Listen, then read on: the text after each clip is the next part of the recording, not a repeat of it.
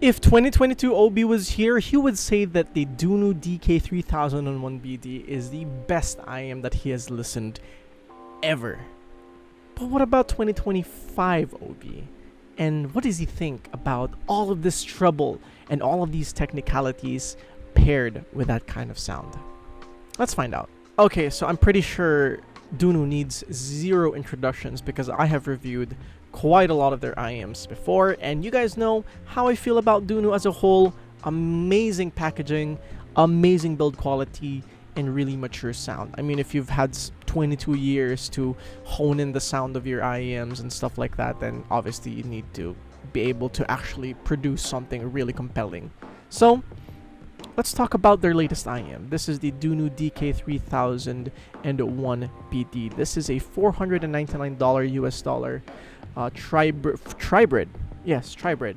1DD, 4 BAs, and 4 microplanar drivers. Yes, 2024 has not been the year for people who are just doing single DDs because everyone and their mothers has been doing tribrids with especially microplanars. So, quite frankly, we gotta talk about it.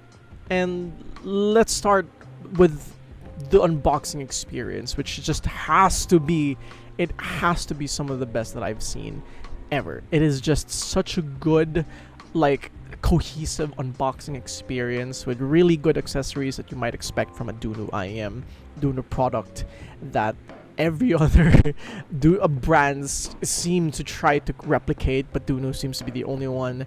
I mean, if you give them SNS and candy ear tips, like, literally, how can you not be happier? But besides that, just the experience itself is just absolutely fantastic. And obviously, inside of this has to be something a bit more than just accessories, since we are talking about a $499 IAM. And in terms of the IAM, this is just fantastic. It is such a unique looking IAM, not only outside but also inside, because this does feature a tribrid system like I mentioned earlier. But not only that, it also features their flagship Glacier single DD driver that they use on their aforementioned Glacier IM that was released around like last year, 2024, and that thing was worth $1,500. So if they put that DD into this $499 IM, you know that you're gonna get some good pace here. It's gonna be really good, but we'll talk about that later. For now, let's continue talking about the earpieces themselves, and I absolutely adore them. I love how they look. You know, call it inspired by mecha designs, but I just love how this thing looks, and it pairs really well with something like the Hy-B R4. It is just such a attractive and cool looking IM, and it's a pretty decently fitting IM too, despite being a tribrid. I really like how it fits in my ear. It's not the most snug, not the best sealing, but it is comfortable, no air pressure buildup, and I can wear this for hours without having any issues in terms of comfort. The cable is just beautiful though. It's not necessarily a new cable, as I would say, since this cable does look a hell lot like the previous cables that they use on something like the Titan S2 and the Kima 2, but definitely thicker and more premium, as you might expect for a $499. And again, Q-Lock Lite, the best modular system ever. You cannot change my mind. It is so good, and I absolutely love that they're using it on literally almost like every single IM that they're releasing nowadays. So let's finally talk about the sound. And obviously, since this is the whole highlight of the IM, it is a great sound. It is a fantastic, bright, like neutral. I would say bright neutral is the best way to describe this, because the bass isn't super powerful, but it is present. But the emphasis is on the treble, and it is a highly technical sounding IM, and I cannot emphasize just how good this thing is for treble heads. And I used to be a treble head, so I should know that, and I know how good this thing is.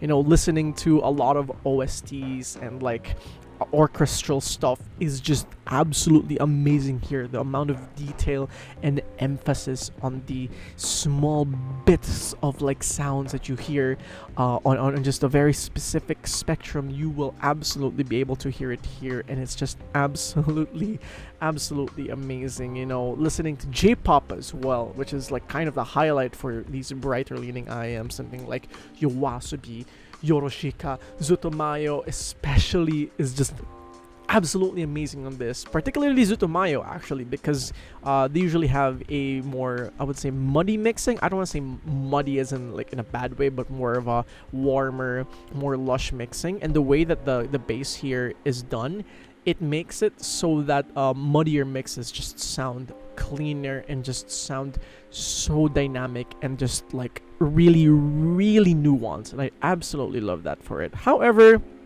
it kind of is also its Achilles heel here, because the bass tuck here is not really to my liking. It's a little bit too sub-bass emphasis and not enough mid-bass. It is not horribly lean in my opinion, although the brightness does leave it a bit on that side, but it is definitely lean with a little bit of emphasis, but it's definitely not a thick and lush and just like warm experience, because it's really just on the brighter side of the spectrum. And this brighter side also means that you throw this into something like Adele's older tracks like Tracing Pavements, then you're going to hear the edginess of the track, which is something that not a lot of people probably would prefer to listen to. However, it is definitely a part of its characteristic of just being so revealing and bright. So if you do want to hear those like little imperfections, then this is such a great IAM. But if you do want something a bit more musical, then this is not the IAM for you. But I would honestly say that you wouldn't get this IAM for tuning. You would get this for its technicalities, and bar none, this is probably one of the most technical sounding IAMs that I've heard under $1,000. It is that crazy for how technical this thing is, and I absolutely adore it for that. And in a way, it also kind of makes it the most technical set that I've heard under $1,000.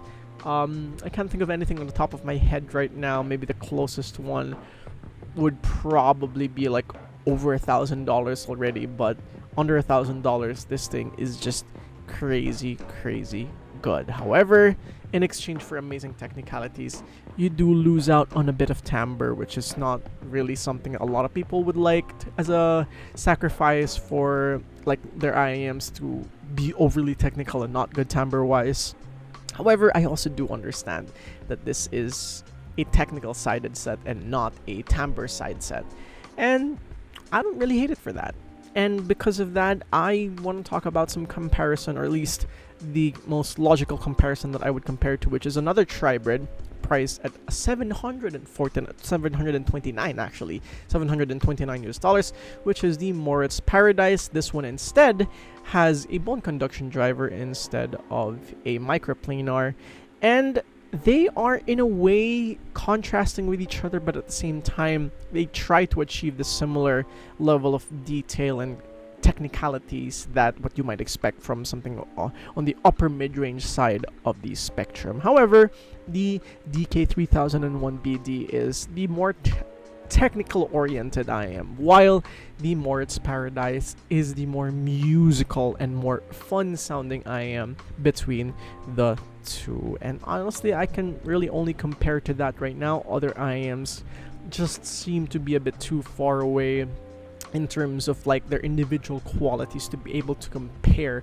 to something like the DK3001BD. So to finally conclude, you know, while 2022 me might have just completely fallen over in love with the DK3001BD, 2025 OB does say that this is a really good Treblehead IAM and one of the most technical that you can find for the price, but it's not a very versatile, not a very engaging, and not a very musical set for those who are specifically looking for that. But if you are looking for more technical, more bright, and more energetic sounding IAMs, then this is just absolutely insane just with how good this thing is, and I cannot recommend it enough. And I want to try something different here, pulling out my rating sheet here because I do want to give my IEMs a bit of a score at the end of the video for 2025, just for fun.